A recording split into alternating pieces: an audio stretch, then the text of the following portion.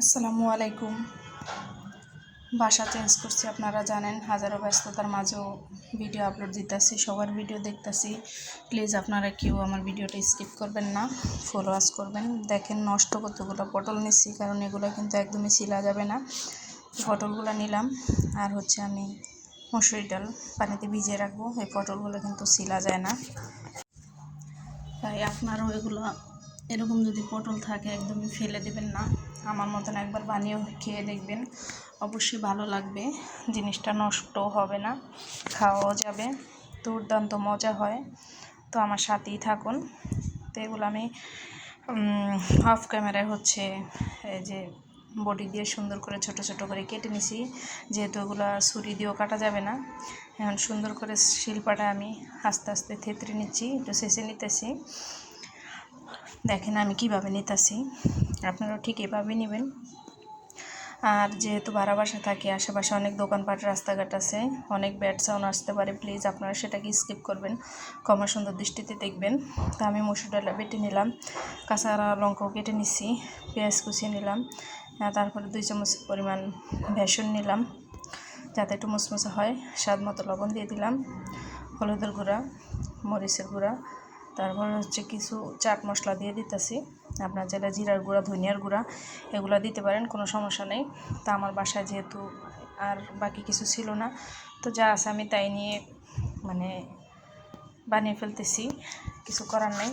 যেহেতু আমার পটলগুলো নষ্টই হয়ে যাইতেছে, তাই আমার বাসায় থাকা উপকরণ দিয়ে আমি বানিয়ে নিতেছি। তো এখন খুব ভালোভাবে এগুলোর মধ্যে মিশিয়ে নিচ্ছি, সবগুলো খুব ভালোভাবে মিশিয়ে নিতে হবে। পাশ থেকে কিন্তু অনেক ব্যাড সাউন্ড আসতেছে, প্লিজ প্লিজ আপনারা ক্ষমা সুন্দর দৃষ্টিতে দেখবেন, ওটাকে স্কিপ করবেন। একটা ফ্রাই প্যান চুলায় দিয়ে দিলাম, আর অফ ক্যামেরা তেলটাও দিয়ে গরম করে নিতেছি। আমি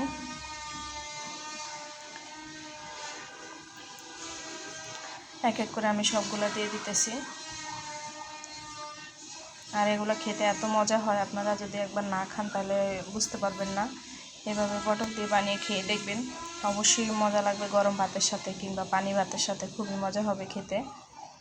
আর 3 মিনিট 56 সেকেন্ডের ভিডিও, প্লিজ আপনারা কেউ স্কিপ করবেন না। দেখেন আমি একদম মুসমুসা করে ভেজে নেই, কিন্তু আমার ছেলে টিফিনে দিয়ে দিয়েছি, ও বলতেছে আম্মু আমারে দিয়ে দাও, পরে দিয়ে দিলাম। আপনারা এমনি বাচ্চাদের টিফিনও দিতে পারেন, কোনো সমস্যা নেই, যেহেতু সবজিগুলো রান্না করলে বাচ্চারা একদমই খেতে চায় না।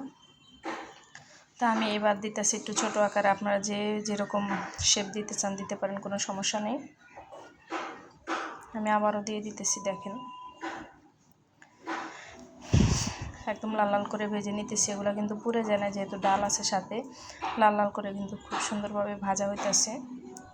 আর চুলা জ্বালা একদমই কিন্তু বাড়িয়ে দেবেন না, মিডিয়াম আছে, আস্তে আস্তে ভাজতে হবে যাতে মশমশা হয়, খেতে মজা হয়। আর জালটা বাড়িয়ে দিলে একদমই পুড়ে যাবে।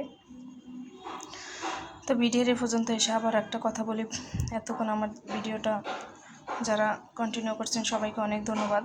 আর যারা এখনও দেখা শুরু করেন না, প্লিজ সবাই লাইক দিয়ে ভিডিওটা দেখা শুরু করবেন। ভালো লাগলে চ্যানেলটা সাবস্ক্রাইব করে দেবেন, পাশে থাকা বেল আইকনটি প্রেস করে দেবেন, যাতে আমি নতুন কোনো ভিডিও ছাড়ার সাথে সাথে নোটিফিকেশন আপনারা পেয়ে যান।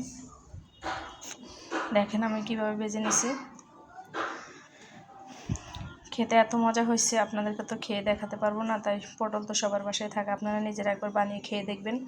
যদি ভালো না লাগে কমেন্টে এসে অবশ্যই আমাকে জানাবেন। সবাই ভালো থাকবেন, সুস্থ থাকবেন। আল্লাহ হাফেজ, আসসালামু আলাইকুম।